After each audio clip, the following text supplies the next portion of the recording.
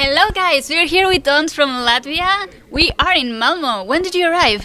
Yeah, we came here yesterday evening. And then straight to the rehearsal, because we've seen your rehearsal of Hello. What's an improvement? Do you feel also it's been an elevation or? Well, thank you. Yes, there's some things that we want to change a little bit, and that's what I'm thinking now all the time, because we have a meeting tonight with the team, so we're gonna make the adjustments. Yeah, I'm super excited. I mean, yeah. We've seen 15 seconds on a TikTok clip that Eurovision has posted. Did you see the 15 seconds, or do you have to approve the seconds that go on TikTok? Did they put it on? Yes, we've seen it. We've seen the wheel behind you.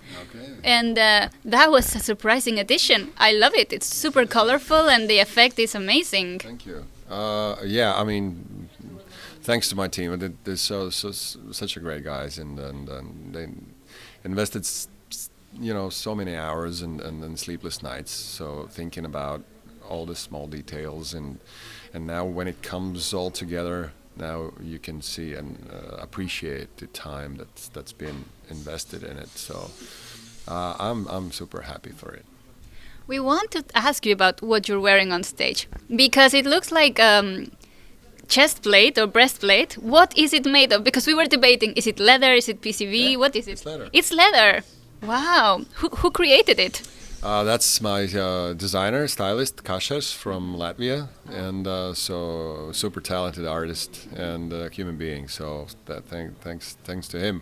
If you want to talk to him about the armor, he would be happy to explain what does it mean. Do you want to give us a little hint of what does it mean? It's something to do with the song.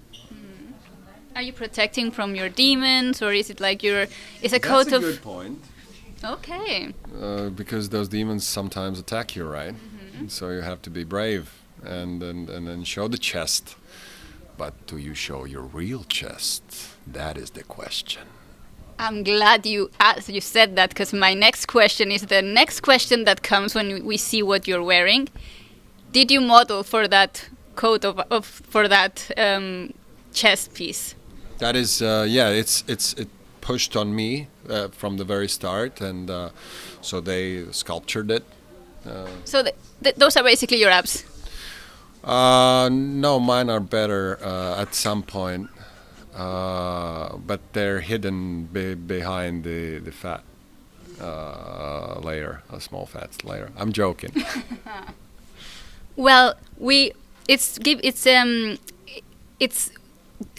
despertar. It's waking up a lot of comments. There's a lot of comments on the video already, and people like what you're wearing. So, and you chose to stay on the electric blue outfit.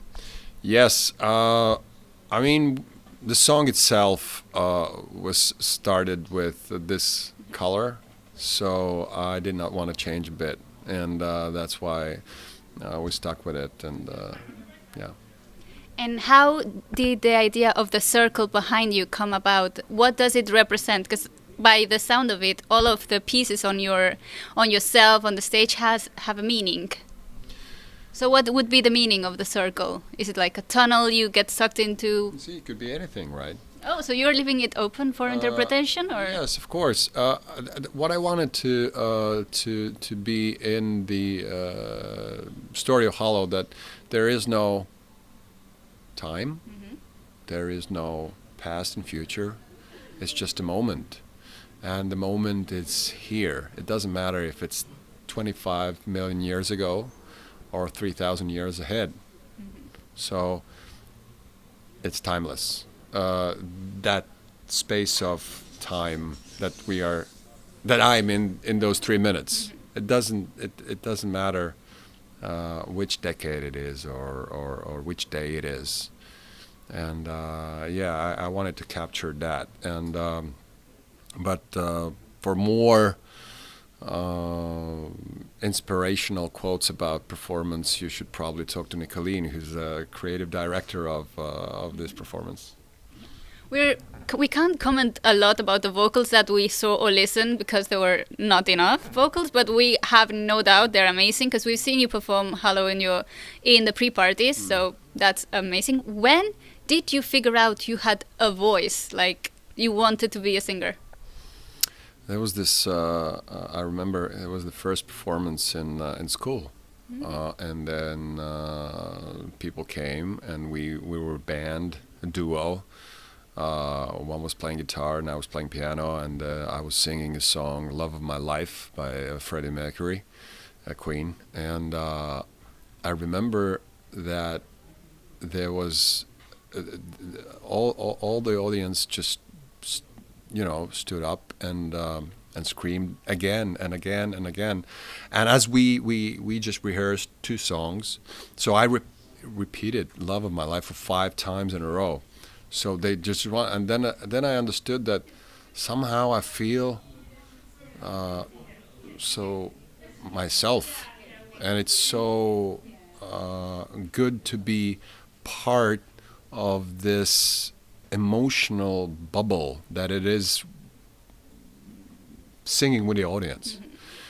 And it's just incredible. And at that point I made in my head decision, I'm gonna do this until I'm dead of, I don't know, thirst or starvation or whatever it is. I'm gonna continue to do this all my life. And here I am now on the biggest stage in the world. Yes. Eurovision. And congratulations. It's crazy. And you never had a moment of doubt, like, what if this wouldn't work for me as a career, or did you have a plan B in case? Then I would probably die of starvation, Oh, of course, okay. because I would do that up until the last breath. Yes. Nice. And we heard that you went through a Fame Academy or an equivalent Yes. of that. How was that experience for the people outside Latvia that didn't get to watch it? Well, after that concert where I sang The Love of My Life, then there was this commercial online, not online, there was no online that time. That It time. was, I'm that old, so. Oh, I'm that old. Yeah, so, and there was this advertisement, come and join the Fame Academy, and you're gonna have a concert tour and a signed contract with the biggest record label there is, and you're gonna have an album. And I already was starting to play with songwriting. Wrote some, I don't know, 10 songs or something like that. And it was like, for me, it was like, bam, I'm there. And so I went through the auditions and I got in, and that's how DONS became, because I needed to pick my nickname for the show.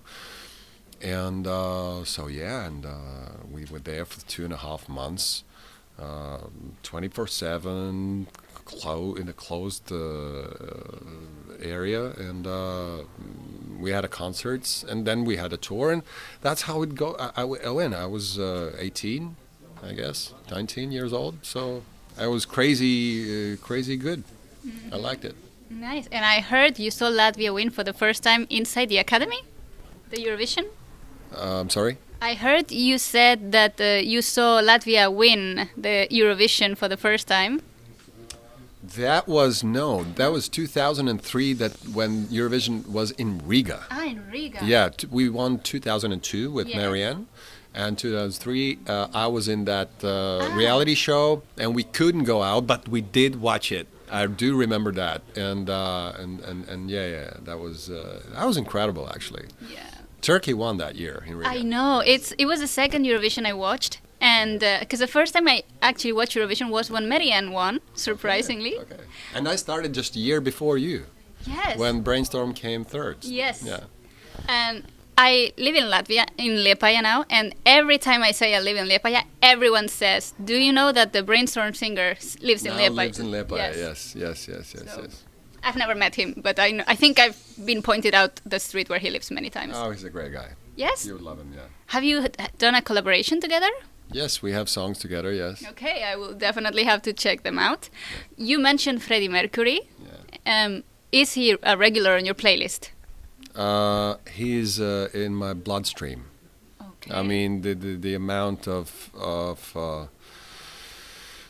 if it was not for Freddie, I'm pretty sure that I wouldn't be a singer.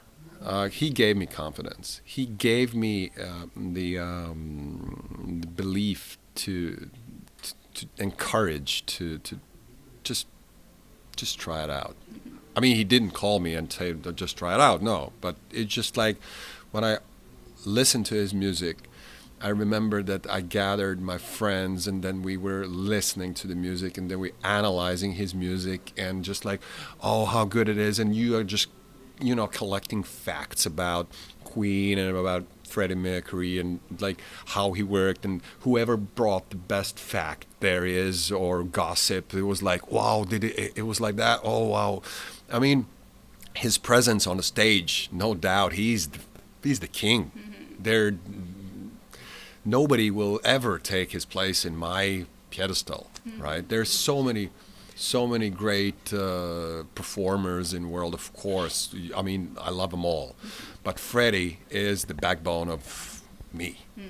Actually, I can see that, because I've been in many of the pre-parties, and at the end of the song, you do this with the audience, like, can you guys do this? Da, da, da, da. Yes. And I can hear a little bit of like Freddie Mercury in your voice when you do that.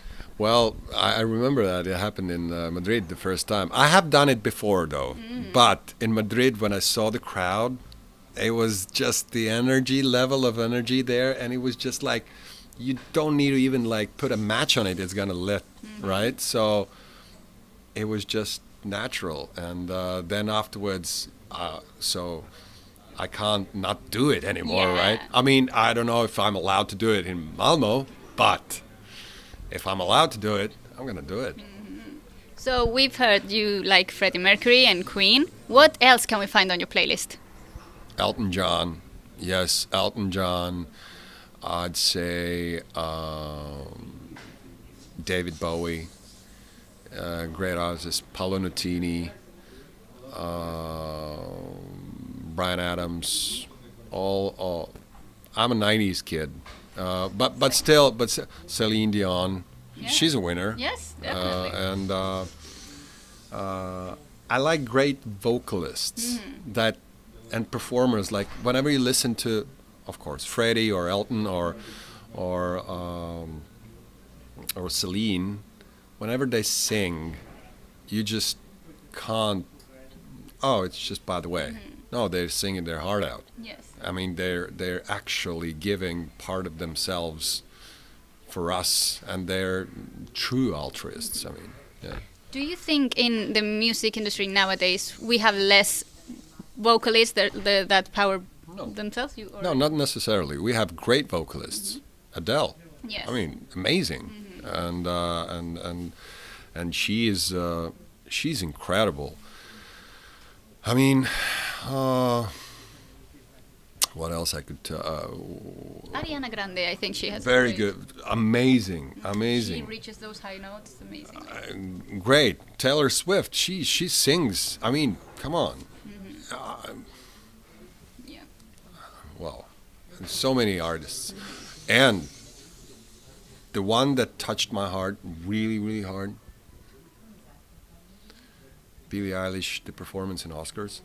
Oh, the one of the Barbie movie? Yes, that was that moment when I saw it for the first time. I've seen it so many times now, but for the first time when I saw it, I was like, I was blown away of simplicity and what's actually that is the essence why we're here, why are we doing this, and it was beautiful. It just incredible. So you prefer that performance to I'm Just Ken? Did you watch the one that Ryan Gosling did? I haven't seen actually Ryan Gosling's performance. Oh, it's so good. But I'm gonna watch it now afterwards. Yes. I would love a DONS performance of I'm Just Ken. Okay. I'm just DONS. Well, I'm just DONS. Going back to you and your music, you said now you have to think a little bit about the rehearsal and the things you want to change. In what direction are your thoughts going? What would you want to change? Well, you have to watch it then. God damn you it! haven't seen it. I've just seen the 15 seconds. But I next can't tell you now because what if we decide to switch to some other parts? So let's leave it. I'm just they're gonna kick me like afterwards if I tell you something. I already know that. Okay, so we're then going to leave it here because we've been talking to you for quite a while. But thank you so much for your time. And next week we will be able to see the full rehearsal that you do. Yes, so perfect. We will come to you again and discuss your new rehearsal. Yes, let's do that. Let's do that. Thank you so much for your time. Thank you. Goodbye from Malmö for now. Bye. Bye.